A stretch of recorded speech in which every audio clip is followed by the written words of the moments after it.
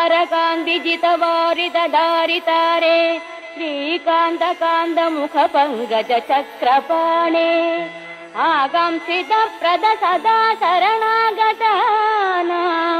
श्रीवातमन्दिरपते तव सुप्रभातम्।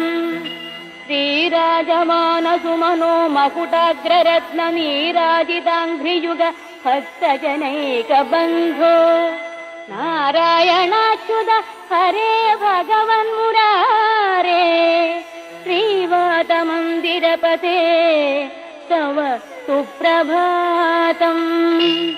भूलोकवासि जनपुण्यफलेन नृणामालोकनाय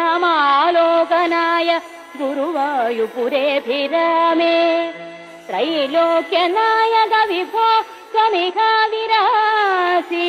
श्रीवातमन्दिरपते।